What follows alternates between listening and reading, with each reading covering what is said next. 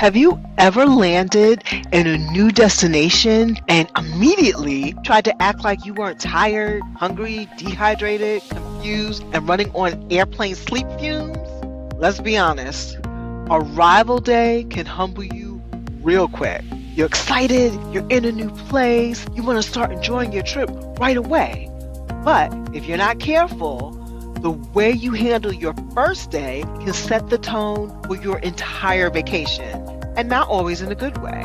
So in this video, I'm sharing what we like to call our arrival day rule, the way Craig and I approach the first day of a trip so that we don't start off stressed, exhausted, or completely thrown off. But first, I'm Cassandra from Passport in Soul, and at Passport in Soul, we help midlife BIPOC travelers design culturally meaningful trips that leave you restored and not exhausted.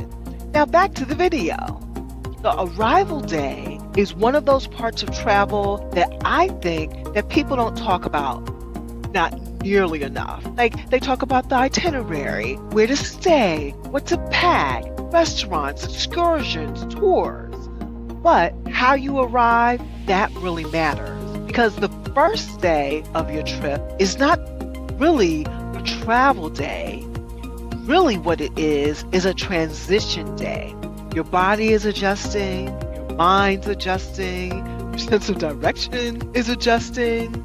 And if you're traveling internationally, then your internal clock is probably looking around like, excuse me, what the heck? Like, where are we and what time is it?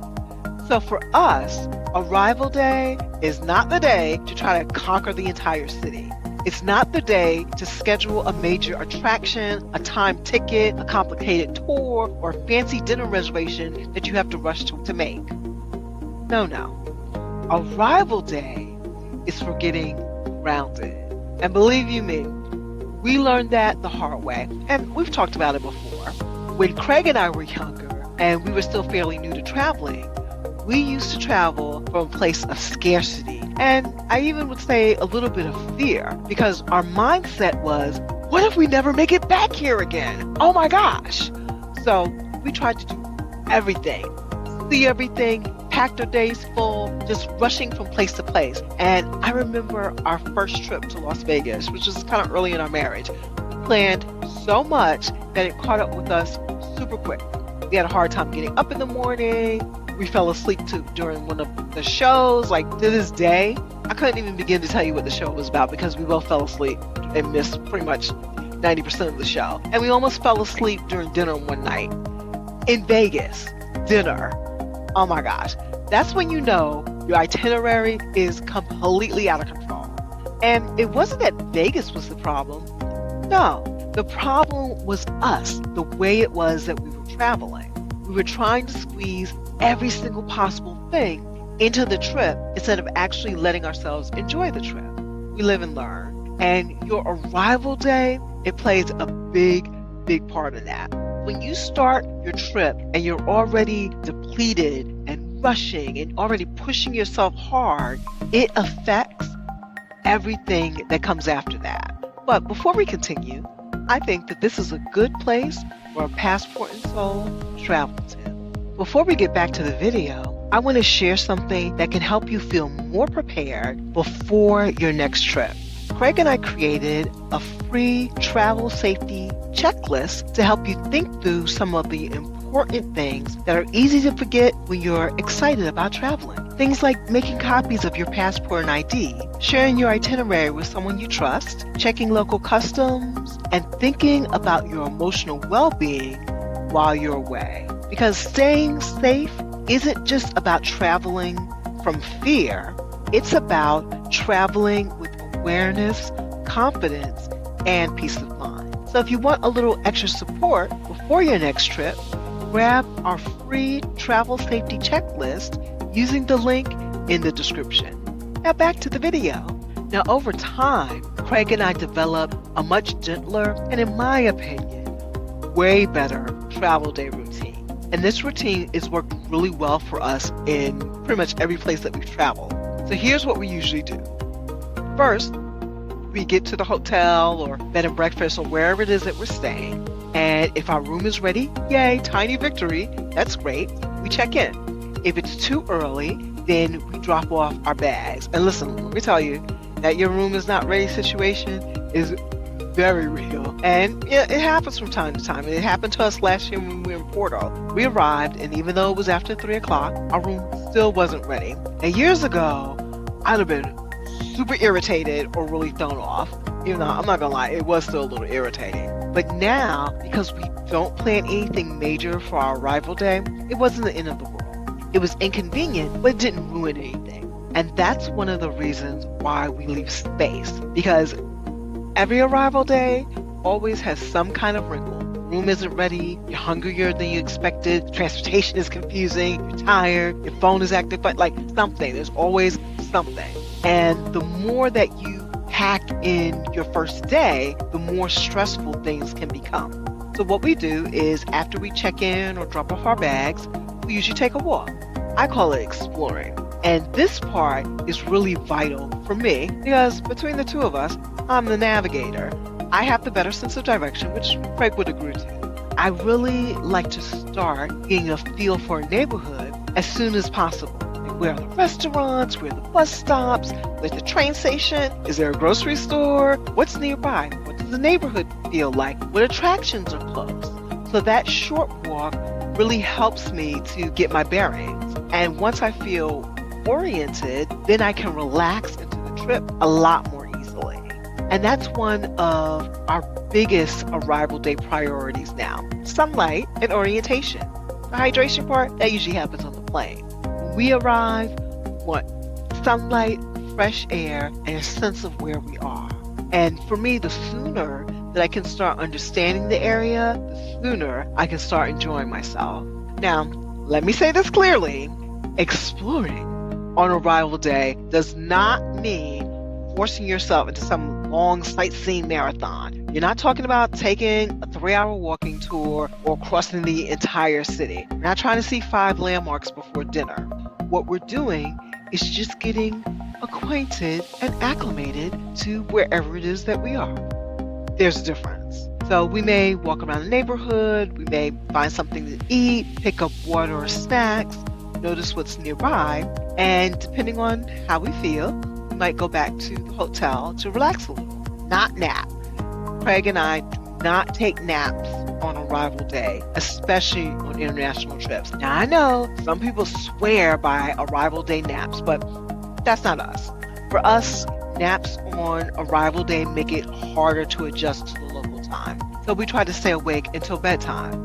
But we also don't try to stay up like super late like we might when we're at home. So usually around 9, 10 o'clock local time, we'll get in the bed, relax, let our bodies wind down. And even if we don't fall asleep right away, it's giving our bodies a message that it's time to settle, and it helps us adjust. Now, another part of our arrival day rule is that we don't schedule anything major for the next morning either. This is important because if you arrive one day and you have a major tour, a time ticket, or early excursion the very next morning, then you haven't really given yourself time to land. So whenever possible, we start our first full day gently too. That way we can wake up on our own time, we can have breakfast, we can ease into the destination without already feeling really rushed and stressed, because nobody wants to start their vacation in an alarm-induced panic. At least I know I don't. Let me ask you something. Are you an arrival day adventurer or an arrival day napper? Do you like to hit the ground running, or do you like to settle in first? Let us know in the comments, because we're really curious about how people handle that first day arriving in a new location. Now for us, arrival day is simple.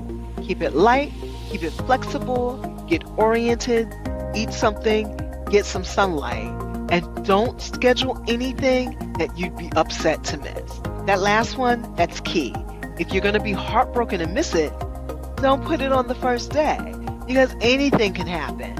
Flights get delayed, rooms aren't ready, transportation, that could take way longer than you ever expected. And sometimes you're just really tired. So we've had situations where we landed hungry and we just ate the first thing we could find. Matter of fact, I think that happened when we went to Niagara Falls. Listen, when hunger enters the building, your decision-making skills, they start to leave the building.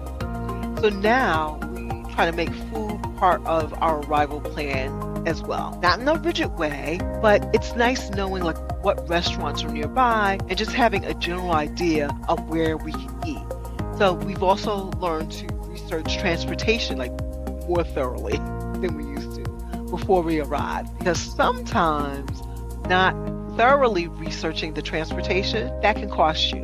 Like when we went to Reykjavik, we didn't do enough research on how to get to the city from the airport. So instead of taking the bus, the airport bus that most people took, we took a cab or Uber, I can't remember what. And it costs, of course, a lot more. So transportation is one of those things that we really want to understand before we land.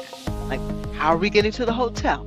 Is there a train? Is there a bus? Shuttle? Do we need a taxi? Uber equivalent? How much should it cost? Do we need cash? Like, a little bit of preparation helps your arrival feel way smoother. And that same principle applies to flight. So whenever possible, Craig and I prefer direct flights, because direct flights removes some stress around misconnections. But every once in a while, we do have to take a connecting flight. And if we do, we try to give ourselves a big cushion. I'm not talking about like one of those just 1 hour cushions. No. So when we went to Santiago, Chile, we had an 8-hour break between our flights. I know some people are like, oh my goodness, 8 hours. Was it glamorous? No. But it was better than running through an airport stressed out and sweaty, because those airports are huge nowadays. So sometimes easing yourself into your trip is not about doing the fanciest thing. Sometimes it's just about giving yourself enough time. Now, when we take cruises, our arrival routine looks a little different, but the principle is still the same. Once we're able to get to our room, we'll freshen up, we'll look at the activities guide and figure out what we might want to do while we're on the ship, and then we walk around so we can get acclimated. Where are the dining rooms? Where's the theater? Where's guest services? What places look like they can be the quiet spots where we can sit and relax? Again, it's all about the orientation, getting oriented to the ship. Because once we know where things are, that's when we can feel settled. And that's really at the heart of our arrival day rule. You're not wasting time by easing in. You're setting yourself up to really enjoy your trip. A gentle arrival day, it helps your body to adjust, it helps your mind to settle, and it helps you to feel more confident in your surroundings.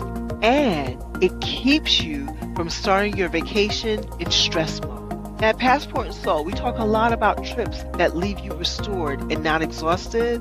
Well, that starts on day one. So actually, it starts before day one. It starts with giving yourself permission not to have to prove anything when you arrive. You don't have to honor your trip by doing the most immediately. You don't have to see every major landmark before dinner. You don't have to push through to exhaustion just because you're excited. You can arrive gently. You can get your bearings. You can eat something good. Walk around the neighborhood and let your body catch up to the destination. And then from that place, you can begin your trip with more ease. So on your next trip, try this. Protect your arrival day. Keep it simple. Keep it spacious. Keep it kind to your body. Because the way you arrive, that can set the tone for your entire trip. So we'd love to hear from you. What's your arrival day rule? Do you rest, explore, unpack, find food? Let us know in the comments section. And if you enjoy slower, more intentional travel tips that help you experience the world without burning yourself out, make sure that you subscribe to Passport and Soul, because we'd love to have you here. Until next time, travel slow, travel well, and travel with soul.